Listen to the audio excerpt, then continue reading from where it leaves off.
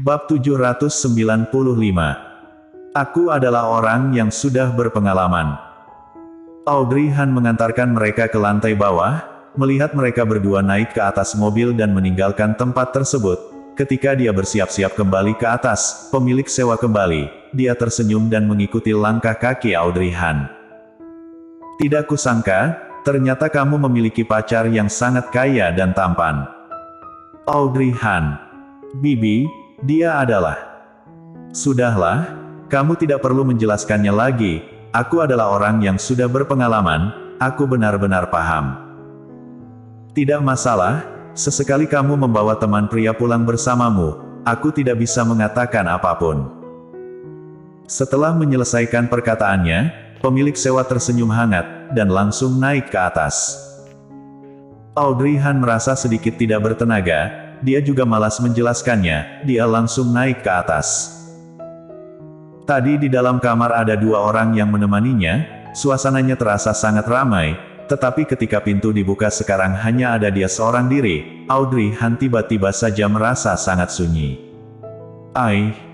Yang namanya manusia ternyata tidak bisa terbiasa dengan hal-hal tertentu.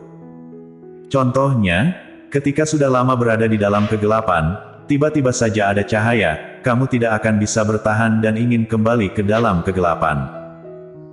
Tetapi, jika tetap berada di dalam kegelapan, selamanya kamu tidak akan bisa melihat cahaya. Jika seperti itu kamu tidak akan pernah mengetahui cahaya itu sesuatu yang seperti apa, dan tidak akan terus berusaha. Di dalam hatinya Audrey Han diam-diam menghela nafas, setelah itu mulai membereskan kamar, akhirnya dia menemukan jas yang tadi dicuci olehnya, pria itu lupa membawanya lagi. Bukannya dia datang karena ingin mengambil jasnya. Mengapa ketika pergi dia tidak membawanya? Ketika mengeluarkan jas tersebut, Audrey Han kemudian bergumam. Karena pria itu tidak membawanya pulang, kalau begitu Audrey Han akan membantunya menyimpan jas tersebut untuk sementara waktu. Hanya saja kali ini, Audrey Han tidak berani memasukkan jas ke dalam lemari pakaiannya, tetapi menggantungnya di teras, setelah itu bersiap-siap pergi mandi.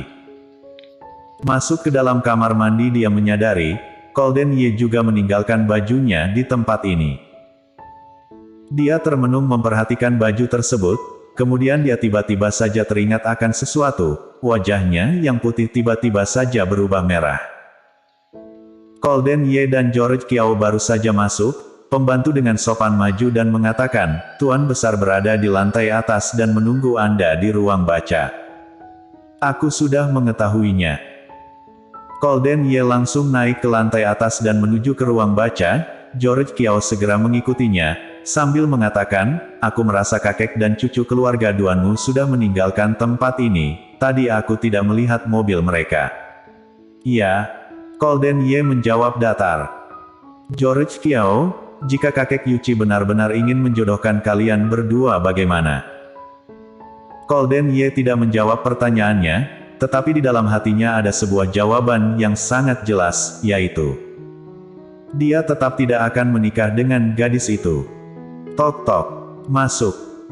Golden Ye mendorong pintu ruang baca, Jerry Yuchi yang duduk di depan meja mengangkat wajahnya, meskipun matanya terlihat tua tetapi tatapannya tetap sangat tajam, duduk di sana dia terlihat sangat berwibawa. Melihat George Kiao yang mengikuti Golden Yuchi di belakang sana, Jerry Yuchi pun mempercayai apa yang tadi dikatakan oleh Golden Ye, setelah itu mendengus keras, Tuan Besar Kiao benar-benar buruk, dia tidak bisa mengajari cucunya dengan baik, setiap hari selalu membuat masalah. George Kiao, usiamu juga tidak muda lagi, bukankah seharusnya kamu mempelajari sesuatu untuk menggantikan kakekmu mengurus perusahaan? Jangan setiap hari berkeliaran dan membuat masalah.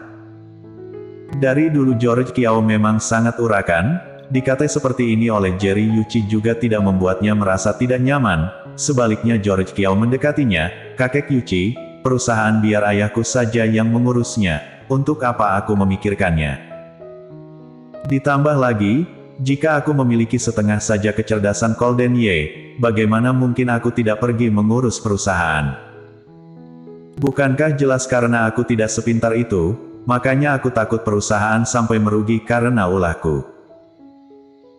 Mendengar George Kiao memuji cucu kesayangannya, Jerry Yuchi merasa sangat senang, tetapi pria itu tetap menegurnya, memang mulutmu ini, jika kemampuanmu dalam berbicara bisa kamu gunakan dalam dunia kerja, kakekmu tentu tidak akan datang mengadukan kenakalanmu setiap datang kemari.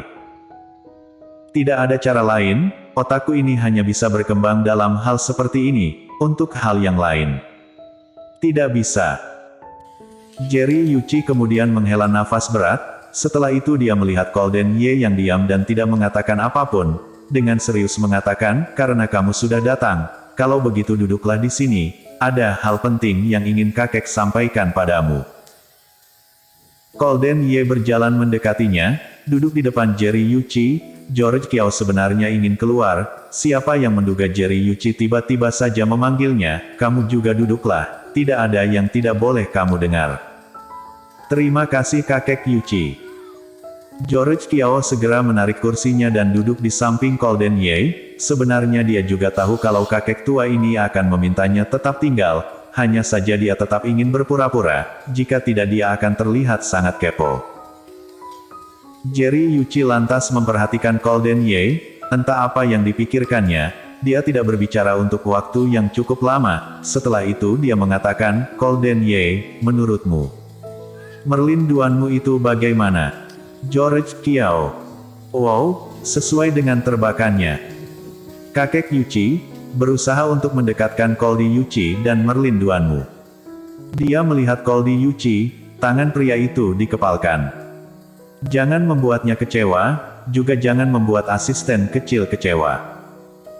Golden Ye mengangkat wajahnya, dia menyadari tatapan kakek sangat tajam ketika memperhatikannya. Pria tua itu seperti sedang mencari tahu tentang perasaannya, dia merapatkan bibirnya setelah itu menghela nafas.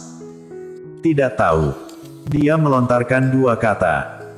Mendengarnya, Jerry Yuchi langsung mengerutkan dahinya, apa maksudnya tidak tahu? Golden Ye, aku tidak memperhatikannya, aku tidak paham. Jerry Yuchi.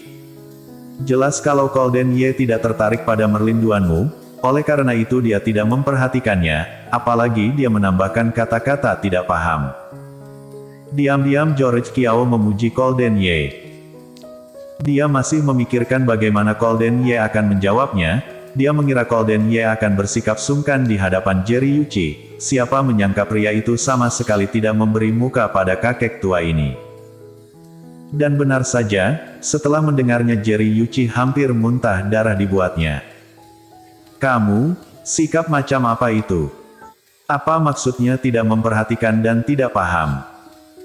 Ketika kamu sakit Merlin Duanmu setiap hari datang menjengukmu, dia adalah anak yang baik, juga lembut dan perhatian, kamu tidak bisa melihat hal itu apa kamu buta?